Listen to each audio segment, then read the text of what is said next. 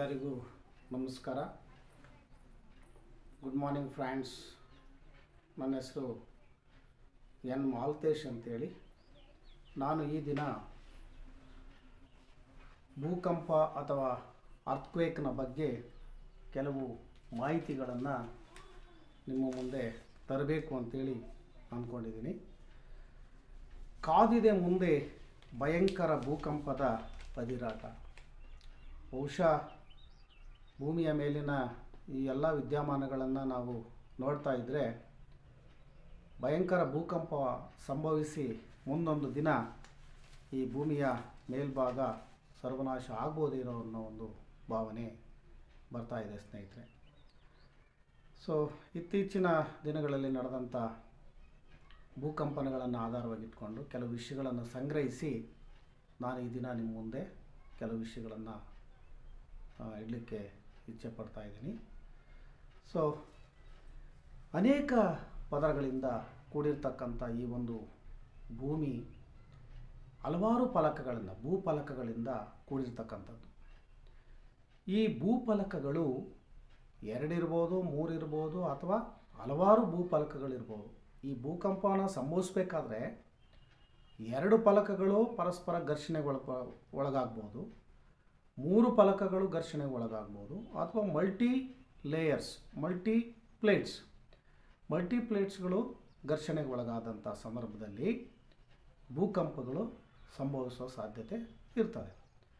ಆ ಸಂದರ್ಭದಲ್ಲಿ ಆ ಪ್ಲೇಟ್ಸ್ಗಳು ಘರ್ಷಣೆಗೆ ಒಳಗಾಗಿ ಆ ಘರ್ಷಣೆಯಿಂದ ಶಕ್ತಿ ಉಂಟಾಗಿ ಸಿಸ್ಮಿಕ್ ಎನರ್ಜಿ ಅಂತ ನಾವೇನು ಹೇಳ್ತೀವಿ, ಆ ಸಿಸ್ಮಿಕ್ ಎನರ್ಜಿ ಉಂಟಾಗಿ ಆ ಎನರ್ಜಿ ಅಲೆಗಳ ರೂಪದಲ್ಲಿ, ಕಂಪನಗಳ ರೂಪದಲ್ಲಿ ಅಥವಾ ಅಲೆಗಳ ರೂಪದಲ್ಲಿ ವೇವ್ಸ್ಗಳ ಮುಖಾಂತರ ಭೂಭಾಗದ ಮೇಲ್ಭಾಗಕ್ಕೆ ಹರಡಿದಾಗ ನಮಗೆ ಭೂಕಂಪನದ ಒಂದು ಅನುಭವ ಆಗುತ್ತೆ ಅಂತಕ್ಕಂಥದ್ದು. ಆಮೇಲೆ ಭೂಮಿಯ ಯಾವ ಭಾಗದಲ್ಲಿ ಆ ಒಂದು ಕಂಪನ ಉಂಟಾಗುತ್ತೋ, ತೊಗಟೆಯ ಮೇಲ್ಭಾಗದ ಯಾವ ಭಾಗದಲ್ಲಿ ಕಂಪನ ಉಂಟಾಗುತ್ತೋ ಅದನ್ನು ನಾವು ಸ್ಲಿಪ್ ಪ್ಲೇಸ್, ಅಂದರೆ ಎಲ್ಲಿ ಸ್ಲಿಪ್ ಆಗುತ್ತೋ ಆ ಸ್ಲಿಪ್ ಪ್ಲೇಸನ್ನು ಫಾಲ್ಟ್ ಪ್ಲೇಸ್ ಅಂತ ಕರಿತೀವಿ. ಫಾಲ್ಟ್ ಪ್ಲೇಸ್ ಅಥವಾ ದೋಷಪೂರಿತ ಸ್ಥಳ ಅಥವಾ ಕಂಪನ ಸ್ಥಳ, ಈ ರೀತಿಯಾಗಿ ನಾವು ಆ ಒಂದು ಸ್ಲಿಪ್ ಪ್ಲೇಸನ್ನು ಕರಿತೀವಿ ಅಂತಕ್ಕಂಥದ್ದು. ಆಮೇಲೆ ಭೂಕಂಪನ ಆದಂಥ ಸಂದರ್ಭದಲ್ಲಿ ಆ ಭೂಕಂಪನದ ಮೇಲ್ಭಾಗದಲ್ಲಿ ಭೂಪದರದ ಮೇಲ್ಭಾಗದಲ್ಲಿ ಯಾವ ಸ್ಥಳದಲ್ಲಿ ಆ ಭೂಕಂಪನ ಉಂಟಾಗುತ್ತೋ ಅದನ್ನು ಎಪಿಸೆಂಟರ್ ಅಂತ ಕರಿತೀವಿ ನಾವು. ಭೂತೊಗಟೆ ಮೇಲ್ಭಾಗದಲ್ಲಿ ಯಾವ ಫಾಲ್ಟ್ ಪ್ಲೇಸ್ ಅಂತ ಹೇಳ್ತೀವಲ್ಲ, ಆ ಫಾಲ್ಟ್ ಪ್ಲೇಸನ್ನು ಕೇಂದ್ರವಾಗಿಟ್ಕೊಂಡು ಎಲ್ಲಿ ಭೂಕಂಪ ಉಂಟಾಗುತ್ತೋ ಅದನ್ನು ನಾವು ಎಪಿಸೆಂಟರ್ ಅಂತ ಕರಿತೀವಿ. ಆ ಎಪಿಸೆಂಟ್ರನ್ನ ನೇರಕ್ಕೆ ಭೂಮಿಯ ಆಳಕ್ಕೆ ಹೋದಾಗ ಅಲ್ಲಿ ಒಂದು ಕೇಂದ್ರಬಿಂದು ಇರ್ತದೆ, ಭೂಮಿಯ ಕೇಂದ್ರಬಿಂದು ಇರುತ್ತೆ. ಅದನ್ನು ನಾವು ಹೈಪೋಸೆಂಟರ್ ಅಂತೇಳಿ ಕರಿತೀವಿ ಅಂತಕ್ಕಂಥದ್ದು. ಆಮೇಲೆ ಈ ಒಂದು ಭೂಮಿಯ ಮೇಲ್ಭಾಗದಲ್ಲಿ ಸಣ್ಣ ಪ್ರಮಾಣದ ಒಂದು ಭೂಕಂಪನಗಳು ಕೂಡ ಸಂಭವಿಸ್ತಾ ಇರ್ತವೆ, ದೊಡ್ಡ ಪ್ರಮಾಣದ ಭೂಕಂಪನಗಳು ಕೂಡ ಸಂಭವಿಸ್ತಾ ಇರ್ತವೆ. ದೊಡ್ಡ ಪ್ರಮಾಣದ ಭೂಕಂಪ ಸಂಭವಿಸಿದ್ರೆ ಅದನ್ನು ನಾವು ಮೇನ್ ಶಾಕ್ ಅಂತೇಳಿ ಕರಿತೀವಿ. ಆ ಮೇನ್ ಶಾಕ್ ಸಂಭವಿಸಿದ ನಂತರ ಸರಣಿ ಕಂಪನಗಳು ಸಂಭವಿಸ್ತವೆ. ಸಣ್ಣ ಪುಟ್ಟ ಕಂಪನಗಳು ಉಂಟಾದಾಗ ಮತ್ತೆ ಸರಣಿ ಕಂಪನಗಳು ಉಂಟಾಗೋದಿಲ್ಲ. ಆದರೆ ದೊಡ್ಡ ಪ್ರಮಾಣದಲ್ಲಿ ಕಂಪನಗಳು ಉಂಟಾದವು ಅಂತ ಅಂದ ತಕ್ಷಣ ಮತ್ತೆ ಸರಣಿ ಕಂಪನಗಳು ಅಲ್ಲಿ ಉಂಟಾಗುತ್ತೆ. ಆ ಸರಣಿ ಕಂಪನಗಳು ಒಂದಾದ ನಂತರ ಒಂದು ಕಂಪನಗಳು ಹಿಂಬಾಲಿಸ್ತವೆ. ಒಂದು ಕಂಪನ ನಡೀತು ಅಂದ ತಕ್ಷಣ ಇನ್ನೊಂದು ಕಂಪನ ಅದನ್ನು ಹಿಂಬಾಲಿಸುತ್ತೆ. ಮತ್ತು ಆ ಕಂಪನ ನಡೆದಂಥ ಸ್ಥಳದಲ್ಲಿಯೇ ಮತ್ತೆ ಭೂಕಂಪನ ನಡೆಯುತ್ತೆ ಅಂತಕ್ಕಂಥದ್ದನ್ನು ನಾವಿಲ್ಲಿ ಗಮನಿಸಬೇಕು. ಹಾಗಾದರೆ ಈ ಒಂದು ಭೂಕಂಪನಗಳು ಹೇಗೆ ಸಂಭವಿಸ್ತವೆ, ಉಂಟಾಗಲಿಕ್ಕೆ ಕಾರಣ ಏನು, ಮತ್ತು ಒಂದು ಎಲ್ಲೆಲ್ಲಿ ಯಾವ್ಯಾವ ಸ್ಥಳದಲ್ಲಿ ಈ ಭೂಕಂಪನಗಳು ಉಂಟಾಗ್ತವೆ ಅನ್ನೋದ್ರ ಬಗ್ಗೆ ಸ್ವಲ್ಪ ಚರ್ಚೆ ಮಾಡೋಣ. ಈ ವಿಷಯವನ್ನು ಚರ್ಚೆ ಮಾಡೋದಕ್ಕಿಂತ ಮುಂಚಿತವಾಗಿ ಭೂಮಿಯ ರಚನೆಯ ಬಗ್ಗೆ ಸ್ವಲ್ಪ ತಿಳಿದುಕೊಳ್ಳೋಣ. ಭೂಮಿ ಈಗಾಗಲೇ ನಮಗೆ ತಿಳಿದಿರುವ ಹಾಗೆ 4 ಮುಖ್ಯ ಪದರಗಳು, ದೇರ್ ಆರ್ 4 ಲೇಯರ್ಸ್. ಇದರ ಒಂದು ಕನ್ಸ್ಟ್ರಕ್ಷನ್ನು 4 ಲೇಯರ್ಗಳಿಂದ ಆಗಿದೆ. ಅದನ್ನು ನಾವು ಒಳಗರ್ಭ, ಹೊರಗರ್ಭ, ಕವಚ ಮತ್ತು ತೊಗಟೆ, inner core, outer core, mantle ಮತ್ತು ಕ್ರಸ್ಟ್, ಈ ರೀತಿಯಾಗಿ 4 ಭಾಗಗಳಿಂದ ಆಗಿದೆ ಅಂತಕ್ಕಂಥದ್ದು ನಮಗೆಲ್ಲರಿಗೂ ಕೂಡ ಗೊತ್ತಿದೆ. ಸೊ ಈ 4 ಭಾಗಗಳಲ್ಲಿ ಕವಚ ಮತ್ತು ಈ ತೊಗಟೆ ಅಂತಕ್ಕಂಥದ್ದು ಅದನ್ನು ಅನೇಕ ಫಲಕಗಳ ಮೂಲಕ ಸಂರಚನೆ ಆಗಿರುತ್ತೆ. ಈ ತೊಗಟೆ ಮತ್ತು ಕವಚ ಅಂತಕ್ಕಂಥದ್ದು ಹಲವಾರು ಫಲಕಗಳ ಒಂದು ಸಂರಚನೆಯಿಂದ ಜೋಡಣೆಗಳಿಂದ ಆಗಿರ್ತಕ್ಕಂಥದ್ದು. ಇದನ್ನು ನಾವು ಟ್ಯಾಕ್ಟೋನಿಕ್ ಪ್ಲೇಟ್ಸ್ ಅಂತ ಕರಿತೀವಿ. ಈ ಟ್ಯಾಕ್ಟೋನಿಕ್ ಪ್ಲೇಟ್ಸ್ ಅಂತಕ್ಕಂಥವೇ ಪ್ರಮುಖವಾಗಿ ಭೂಕಂಪನದ ಒಂದು ಸಂಭವಿಸುವಿಕೆಗೆ ಕಾರಣ. ಈ ಭೂಕಂಪನದ ಸಂಭವಿಸುವಿಕೆಗೆ ಪ್ರಮುಖವಾಗಿರ್ತಕ್ಕಂಥ ಕಾರಣ ಏನು ಅಂತಂದರೆ ಈ ಫಲಕಗಳ ಜಾರುವಿಕೆ, ಈ ಟ್ಯಾಕ್ಟೋನಿಕ್ ಪ್ಲೇಟ್ಸ್ಗಳ ಜಾರುವಿಕೆಯಿಂದ ಉಂಟಾಗ್ತಕ್ಕಂಥದ್ದು ಅಂತಕ್ಕಂಥದ್ದು. ಸೊ ಅದಕ್ಕಿಂತ ಮುಂಚಿತವಾಗಿ ಈ ಭೂಮಿಯ ರಚನೆ ಬಗ್ಗೆ ತಿಳ್ಕೊಳ್ಳುವಾಗ ಈ ಭೂಮಿ ಅಂತಕ್ಕಂಥದ್ದು ಪ್ರಮುಖವಾಗಿರ್ತಕ್ಕಂಥ 6 ಭಾಗಗಳಾಗಿದೆ. ಅಂದರೆ ಈಗ ನಮಗೀಗಾಗಲೇ ಗೊತ್ತಿರೋ ಹಾಗೆ 6 ಕಾಂಟಿನೆಂಟ್ಸ್ಗಳಿದೆ. 6 ಕಾಂಟಿನೆಂಟ್ಸ್ಗಳು ಕೂಡ ಯಾವ ರೀತಿ ಇದೆ, ಈ ಭೂಭಾಗಗಳು ದೊಡ್ಡ ದೊಡ್ಡ ಭಾಗಗಳು ಅಂತಂದರೆ ಈ ಆಟಿಕೆ ಸಾಮಾನುಗಳನ್ನು ನಾವು ಯಾವ ರೀತಿ ಜೋಡಿಸಿದ್ರೆ ಆ ಆಟಿಕೆ ಸಾಮಾನುಗಳು ಒಂದು ರೀತಿಯ ಅರ್ಥಪೂರ್ಣವಾಗಿರ್ತಕ್ಕಂಥ ಆಟಿಕೆ ಸಾಮಾನು ಆಗುತ್ತೋ ಆ ರೀತಿಯಾಗಿ ಈ ಎಲ್ಲ ಭೂಭಾಗಗಳು ಕೂಡ ಸೇರಿಕೊಂಡಿದೆ ಅಂತಕ್ಕಂಥದ್ದು. ಸೊ ಈ ಒಂದು ಜೋಡಣೆಯಲ್ಲಿ ಏನಾದರೂ ಕೂಡ ಈ 6 ಕಾಂಟಿನೆಂಟ್ ಇರ್ಬೋದು ಅಥವಾ ಪ್ರಮುಖವಾಗಿರ್ತಕ್ಕಂಥ ಭಾಗಗಳಿರ್ಬೋದು, ಈಗಳ ಜೋಡಣೆಯಲ್ಲಿ ಏನಾಗುತ್ತೆ, ಕೆಲವೊಮ್ಮೆ ಒತ್ತಡ ಅಥವಾ ತುಯಿತ ಯಾವುದೋ ರೀತಿಯ ಒಂದು ಸಂದರ್ಭದಲ್ಲಿ ಆ ಒಂದು ಆ ಭಾಗಗಳಿದೆಯಲ್ಲ, ಕಾಂಟಿನೆಂಟ್ಗಳು ಏನು ಸೇರಲ್ಪಟ್ಟಿರ್ತಕ್ಕಂಥ ಜಾಗ ಇದೆಯಲ್ಲ, ಅದು ಅನಿರೀಕ್ಷಿತ ಒತ್ತಡ ಮತ್ತು ತುಯಿತಗಳ ಸಂದರ್ಭದಲ್ಲಿ ಅಲ್ಲಿ ಫಲಕಗಳು ಏನಾಗ್ತದೆ, ಪಲ್ಲಟಗೊಳ್ತಾ ಇರ್ತವೆ, ಅಗಲಾಡ್ತಾ ಇರ್ತವೆ, ಅದಿರಾಟವನ್ನು ಅನುಭವಿಸ್ತಾ ಇರ್ತವೆ. ಆ ಸಂದರ್ಭದಲ್ಲಿ ಬೌಂಡ್ರೀಸ್ಗಳು, ಆ ಏನು ಕಾಂಟಿನೆಂಟ್ಗಳ ಜೋಡಿಸಲ್ಪಟ್ಟಿರ್ತಕ್ಕಂಥ ಆ ಒಂದು ಏನು ಆ ಬೌಂಡ್ರೀಸ್ಗಳು, ಸರಹದ್ದುಗಳ ಭೂಭಾಗ ಇರ್ತದಲ್ಲ, ಅದು ಉಜ್ಜುವಿಕೆಗೆ ಒಳಗಾಗಿ ಅಲ್ಲಿ ಏನಾಗುತ್ತೆ, ಘರ್ಷಣೆ ಸಂಭವಿಸಿ ಅಲ್ಲಿ ಸಿಸ್ಮಿಕ್ ಶಕ್ತಿ ಅಲೆಗಳು ಬಿಡುಗಡೆ ಆಗೋದ್ರಿಂದ ಭೂಕಂಪನಗಳು ಸಂಭವಿಸ್ತವೆ ಅಂತಕ್ಕಂಥದ್ದು. ಅದೇ ರೀತಿಯಾಗಿ ಭೂಕಂಪನಗಳು ಇನ್ನೂ ಕೆಲವು ಬೇರೆ ಬೇರೆ ರೀತಿಯ ಕಾರಣಗಳಿಂದಲೂ ಕೂಡ ಆಗ್ಬೋದು ಅಂತಕ್ಕಂಥದ್ದು. ಹೇಗೆ ಅಂತಂದರೆ ಈ ಭೂಮಿಯ ಆಳದಲ್ಲಿ ಈ ಮ್ಯಾಗ್ಮಾ ಇದೆ ಅಂತಕ್ಕಂಥದ್ದು. ಅಂದರೆ ಡೆನ್ಸ್ ಮ್ಯಾಗ್ಮಾ ಇರುವಂಥ ಸಂದರ್ಭದಲ್ಲಿ ಅಲ್ಲಿ ಲೋಹಗಳ ಅದಿರುಗಳು ಕುದೀತಾ ಇರ್ತಕ್ಕಂಥ ಒಂದು ಕಡಾಯಿ ಆಗಿದ್ದಾವೆ, ಬಾಯ್ಲಿಂಗ್ ಕಂಟೈನರ್ ಅಂತಕ್ಕಂಥದ್ದನ್ನು ನಾವು ಹೇಳ್ತೀವಿ. ಸೊ ಆ ಕುದಿಯುವಂಥ ಸಂದರ್ಭದಲ್ಲಿ ಅನೇಕ ಉಷ್ಣಗಳು ಹೆಚ್ಚು ಪ್ರಮಾಣದಲ್ಲಿ ಬಿಡುಗಡೆ ಆದಾಗ ಆ ಉಷ್ಣ ಹೊರಗಡೆ ಬರಬೇಕಪ್ಪ ಅಂತಂದರೆ ಅದು ಫಲಕಗಳನ್ನು ಸೀಳಿಕೊಂಡು ಅದನ್ನು ಫಲಕಗಳನ್ನು ಅಲುಗಾಡಿಸಿಕೊಂಡು ಅದು ಏನು ಮಾಡಬೇಕಾಗುತ್ತೆ, ಮೇಲೆ ಬರಬೇಕಾಗತ್ತೆ. ಸೊ ಮೇಲೆ ಬರುವಂಥ ಸಂದರ್ಭದಲ್ಲಿ ಕೆಲವು ಪ್ರದೇಶಗಳಲ್ಲಿ ಈಗಾಗಲೇ ನಾವು ನೋಡಿರೋ ಹಾಗೆ ಭೂಮಿ ಬಾಯಿಯನ್ನು ತೆರೆಯುವಂಥ ಸಂದರ್ಭಗಳು ಉಂಟಾಗಿರ್ತಕ್ಕಂಥದ್ದು ಮತ್ತು ಜೋರಾದ ಶಬ್ದ ಉಂಟಾಗಿರುವಂಥ ಘಟನೆಗಳನ್ನು ಕೂಡ ನಾವು ನೋಡ್ತೀವಿ ಅಂತಕ್ಕಂಥದ್ದು. ಇಲ್ಲಿ ಈ ಇನ್ನರ್ ಕೋರ್ನಲ್ಲಿ ಒಳಗರ್ಭದಲ್ಲಿ ನಡೀತಕ್ಕಂಥ ಏನು ನಿರಂತರವಾಗಿರ್ತಕ್ಕಂಥ ಕುದಿಯುವಿಕೆಯ ಕ್ರಿಯೆ, ಆ ಡೆನ್ಸ್ ಮ್ಯಾಗ್ಮಾ ಅಂತಕ್ಕಂಥದ್ದು ನಿರಂತರವಾಗಿ ಕುದೀತಾ ಇರುತ್ತೆ. ಆ ಕುದಿಯುವಿಕೆಯಿಂದ ಏನಾಗ್ತದೆ, ಭೂಮಿಯ ಎಲ್ಲ ಭಾಗಗಳಿಗೂ ಕೂಡ ಆ ಒತ್ತಡ ಮತ್ತು ತುಯಿತ ಉಂಟಾಗ್ತಾನೆ ಇರುತ್ತೆ, ನಿರಂತರವಾಗಿ ಉಂಟಾಗ್ತಾ ಇರುತ್ತೆ. ಸೊ ಉಂಟಾಗುವಂಥ ಸಂದರ್ಭದಲ್ಲಿ ಆ ಪಲ್ಲಟಗಳ ಏನು ಆ ಫಲಕಗಳಿದೆಯಲ್ಲ ಅದು ನಿರಂತರವಾಗಿ ಪಲ್ಲಟಗೊಳ್ತಾ ಇರ್ತವೆ, ಸಣ್ಣ ಪ್ರಮಾಣದಲ್ಲಿ ಪಲ್ಲಟಗೊಳ್ತಾ ಇರೋದ್ರಿಂದ ಸಣ್ಣ ಪ್ರಮಾಣದ ಕಂಪನಗಳು, ಸಣ್ಣ ಪ್ರಮಾಣದ ತೀವ್ರತೆ ಉಳ್ಳಂತಹ ಮ್ಯಾಗ್ನಿಟ್ಯೂಡ್ ಉಳ್ಳಂಥ ಕಂಪನಗಳು ದಿನನಿತ್ಯ ರೆಕಾರ್ಡ್ ಆಗ್ತಾನೆ ಇರ್ತವೆ. ಅಂದರೆ ಯಾವಾಗಲೂ ಒಂದು ಸರಿ ಕಂಪನ ಆಗೋದಿಲ್ಲ, ಇದು ನಿರಂತರವಾಗಿ ಕಂಪಿಸ್ತಾನೇ ಇದೆ. ಆ ಕಂಪನದ ತೀವ್ರತೆ ಕಡಿಮೆ ಇರ್ತದೆ. ಯಾಕೆ ಅಂತಂದರೆ ಅಲ್ಲಿ ಮ್ಯಾಗ್ಮಾ ಕುದೀತಾ ಇರುತ್ತೆ. ಮ್ಯಾಗ್ಮಾ ಕುದಿಯುವಾಗ ಒತ್ತಡಕ್ಕೆ ಒಳಗಾಗುತ್ತೆ, ಒತ್ತಡಕ್ಕೆ ಒಳಗಾದಾಗ ಉಷ್ಣ ಬಿಡುಗಡೆ ಆಗುತ್ತೆ, ಮತ್ತು ಅಲ್ಲಿ ಏನಾಗುತ್ತೆ, ತುಯಿತಗಳು ಉಂಟಾಗುತ್ತವೆ, ಆಮೇಲೆ ಕೆಲವು ರೀತಿಯ ಉಷ್ಣಗಳು ಬಿಡುಗಡೆ ಆಗ್ತವೆ. ಈ ಬಿಡುಗಡೆ ಆಗೋದ್ರಿಂದ ಏನಾಗುತ್ತೆ, ಅಲ್ಲಿ ಕಂಪಿಸುವಿಕೆ ಉಂಟಾಗಲೇಬೇಕಾದ. ಸೊ ಉಂಟಾಗುವಾಗ ಆ ಉಂಟಾಗುವಂಥ ಕಂಪನಗಳು ಅಷ್ಟೊಂದು ತೀವ್ರತರವಾಗಿರ್ತಕ್ಕಂಥದ್ದು ಇರೋದಿಲ್ಲ ಅದರಲ್ಲಿ. ಯಾಕೆ ಅಂತಂದರೆ ಅವರ ಮ್ಯಾಗ್ನಿಟ್ಯೂಡ್ ತುಂಬ ಕಡಿಮೆ ಇರುತ್ತೆ. ಅದರಿಂದ ಅವು ಯಾವುದೇ ರೀತಿಯ ಒಂದು ಹಾನಿಯನ್ನು ಉಂಟು ಮಾಡ್ತಕ್ಕಂಥ ಸಿಸ್ಮಿಕ್ ತರಂಗಗಳು ಆಗಿರೋದಿಲ್ಲ. ಕೆಲವೊಮ್ಮೆ ಬೇರೆ ಬೇರೆ ಕಾರಣಗಳಿಂದ ಅಂದರೆ ಹೆಚ್ಚು ಒತ್ತಡ ಏನಾದರೂ ಉಂಟಾಗ್ಬಿಟ್ರೆ ಅಥವಾ ಹೆಚ್ಚು ತುಯಿತ ಉಂಟಾದರೆ, ಹೆಚ್ಚು ಉಷ್ಣ ಬಿಡುಗಡೆ ಆದರೆ, ಅನ್ಕಂಟ್ರೋಲಬಲ್ ಟೆಂಪ್ರೇಚರ್, ಅನ್ಕಂಟ್ರೋಲಬಲ್ ಪ್ರೆಷರ್ ಈ ರೀತಿ ಆದಾಗ ಬೇರೆ ಬೇರೆ ಕಾರಣಗಳಿಂದ ಏನಾಗ್ತದೆ, ಅಲ್ಲಿರ್ತಕ್ಕಂತಹ ಒಂದು ಉಷ್ಣ ಅಥವಾ ಲಾವ ಇರ್ಬೋದು ಮೇಲಕ್ಕೆ ಚಿಮ್ಮಿದಾಗ ಅದು ಅಲ್ಲಿ ಫಲಕಗಳು ಬಹಳ ವೇಗವಾಗಿ ಅಲುಗಾಡಲಿಕ್ಕೆ ಪ್ರಾರಂಭಿಸಿದಾಗ ತೀವ್ರತೆ ಜಾಸ್ತಿಯಾಗಿ ಅವುಗಳು ಭೂಮಿಯ ಮೇಲ್ಭಾಗದಲ್ಲಿ ವಾಸವಾಗಿರ್ತಕ್ಕಂಥ ಎಲ್ಲ ಜೀವಿಗಳ ಆವಾಸಕ್ಕೆ ಒಂದು ತೊಂದರೆಯನ್ನು ಉಂಟು ಮಾಡ್ತವೆ. ಜೀವಿ ಹಾನಿ ಮಾಡ್ಬೋದು ಅಥವಾ ಪ್ರಾಣಹಾನಿ ಮಾಡ್ಬೋದು, ಆಸ್ತಿ ಪಾಸ್ತಿಗಳ ನಾಶವನ್ನು ಅವು ಮಾಡ್ಬೋದು ಅಂತಕ್ಕಂಥದ್ದು.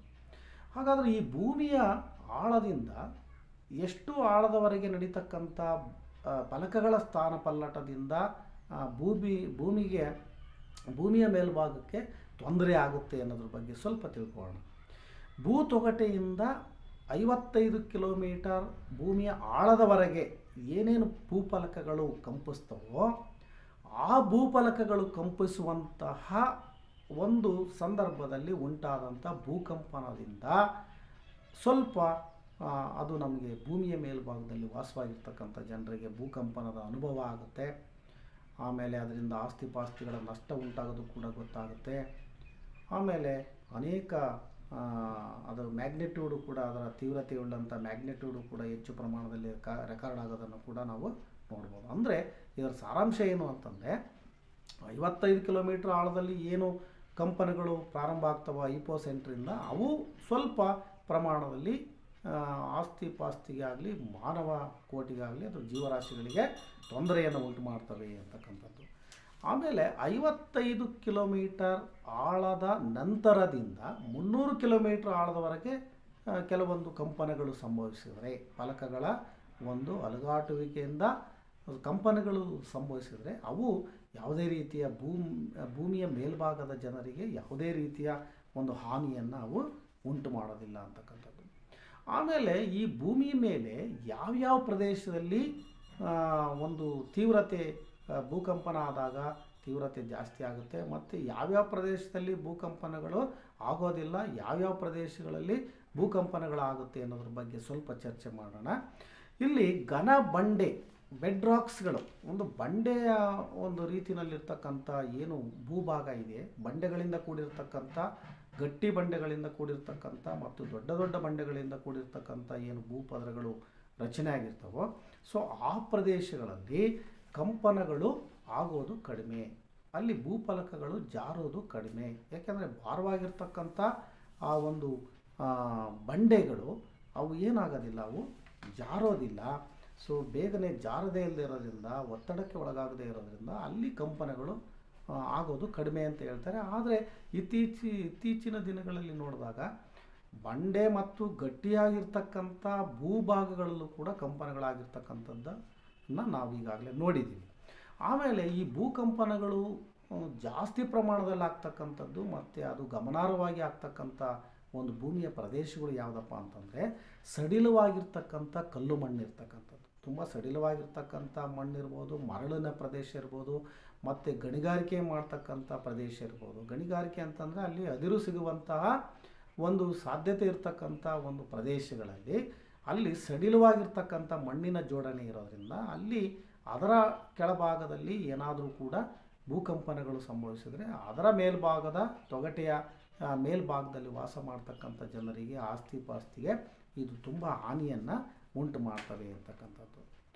ಆಮೇಲೆ ಸಾಮಾನ್ಯವಾಗಿ ಸಣ್ಣ ಪ್ರಮಾಣದ ಕಂಪನಗಳು ಯಾವುದೇ ರೀತಿಯ ಹಾನಿಯನ್ನು ಭೂತೊಗಟೆಯ ಮೇಲ್ಭಾಗದಲ್ಲಿ ವಾಸವಾಗಿರ್ತಕ್ಕಂಥ ಜೀವಿಗಳಿಗೆ ಉಂಟು ಮಾಡೋದಿಲ್ಲ. ಆದರೆ ತೀವ್ರತರವಾಗಿರ್ತಕ್ಕಂಥ ಪ್ರಬಲವಾಗಿರ್ತಕ್ಕಂಥ ತರಂಗಗಳು ಉಂಟಾದಾಗ, ಕಂಪನಗಳು ಉಂಟಾದಾಗ ಆ ಕಂಪನಗಳು ಇಡೀ ನೈಸರ್ಗಿಕ ಭೂಮಿಯ ಮೇಲ್ಭಾಗದಲ್ಲಿರ್ತಕ್ಕಂಥ ತೊಗಟೆಯ ಮೇಲ್ಭಾಗದಲ್ಲಿರ್ತಕ್ಕಂಥ ಎಲ್ಲ ನೈಸರ್ಗಿಕವಾಗಿರ್ತಕ್ಕಂಥ ಆಸ್ತಿ ಪಾಸ್ತಿಗಳಿರ್ಬೋದು, ಮಾನವ ನಿರ್ಮಿತವಾಗಿರ್ತಕ್ಕಂಥ ಆಸ್ತಿ ಪಾಸ್ತಿಗಳಿರ್ಬೋದು, ಇವುಗಳನ್ನೆಲ್ಲ ಸರ್ವನಾಶ ಮಾಡ್ತಕ್ಕಂಥ ಶಕ್ತಿಯನ್ನು ನಾವು ಪಡ್ಕೊಂಡಿದ್ದಾವೆ.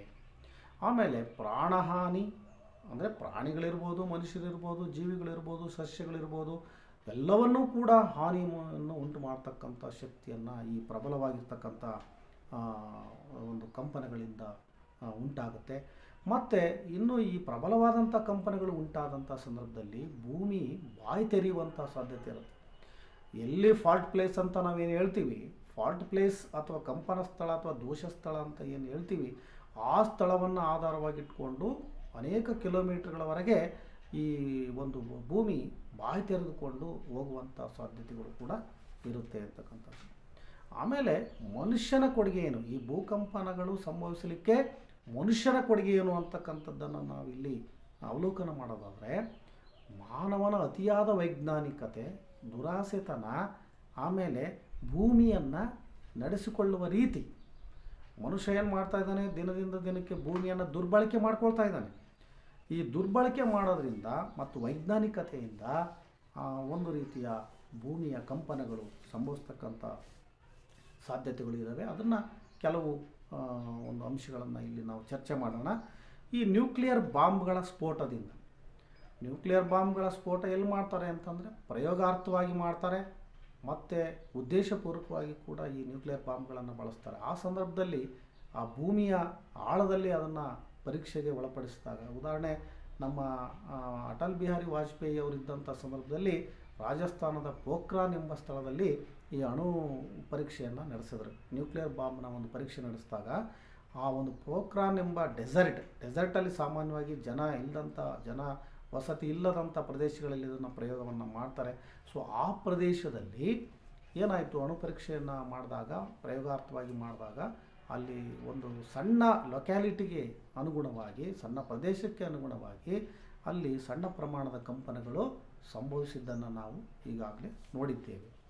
ಅದೇ ರೀತಿಯಾಗಿ ಮಾನವನ ಒಂದು ದುರಾಸೆ ಇವತ್ತೇನು ಮಾಡ್ತಾ ಇದ್ದಾನೆ, ವೈಜ್ಞಾನಿಕತೆ ಮುಂದುವರೆದಂತೆಲ್ಲ ಈ ಕೃಷಿ ಪದ್ಧತಿಯನ್ನು ಅಳವಡಿಸುವಾಗ ಕೊಳವೆ ಬಾವಿಗಳನ್ನು ತೆಗಿಬೇಕಾಗ್ತದೆ. ಈ ಕೊಳವೆ ಬಾವಿಗಳನ್ನು ತೆಗಿಲಿಕ್ಕೆ ನಿಯಂತ್ರಣನೇ ಇಲ್ಲದಂಥ ಸಂದರ್ಭದಲ್ಲಿ ಅನೇಕ ಕೊಳವೆ ಬಾವಿಗಳನ್ನು, ಒಂದು ಗ್ರಾಮ 150 ಮನೆ ಗ್ರಾಮ ಇದೆ ಅಂತಂದರೆ 500,000 ಬೋರ್ವೆಲ್ಗಳಿರುವಂಥ ಒಂದು ಉದಾಹರಣೆಗಳಿದೆ ಇವತ್ತು. ಸೊ ಆ ನಿರಂತರವಾದಂಥ ಕೊಳವೆ ಬಾವಿಗಳು, ಅತಿಯಾದ ಕೊಳವೆ ಬಾವಿಗಳು, ಮತ್ತು ಇವತ್ತೇನಾಗಿದೆ, ಅಂತರ್ಜಲ ಕುಸಿದು ಹೋಗಿರೋದ್ರಿಂದ ಆಳವಾಗಿರ್ತಕ್ಕಂಥ ಕೊಳವೆ ಬಾವಿಗಳನ್ನು ತೆಗೆಸ್ತಾ ಇದ್ದಾರೆ ಜನ. ಸೊ ಹೀಗಾಗಿಯೂ ಕೂಡ ಆಳವಾದ ಕೊಳವೆ ಬಾವಿಗಳನ್ನು ಕೂಡ ತೆಗೆಸ್ತಾ ಇರೋದ್ರಿಂದ ಭೂಮಿಯ ಫಲಕಗಳ ಸಡಿಲುವಿಕೆ, ಈಗ ಉದಾಹರಣೆ 1,500-1,800 ಅಡಿ ಆಳದವರೆಗೂ ಕೂಡ ತೆಗೆಸ್ತಾ ಇರೋದ್ರಿಂದ ಭೂಫಲಕಗಳಿಗೆ ಹಾನಿಯಾಗ್ಬೋದು, ಅವು ಘರ್ಷಣೆ ಒಳಗಾಗ್ಬೋದು, ಅಥವಾ ಒಂದು ವ್ಯತ್ಯಯ ಉಂಟಾಗಿ ಕೂಡ ಭೂಕಂಪಗಳು ಸಂಭವಿಸ್ತಕ್ಕಂಥ ಸಾಧ್ಯತೆಗಳು ಇರ್ತವೆ.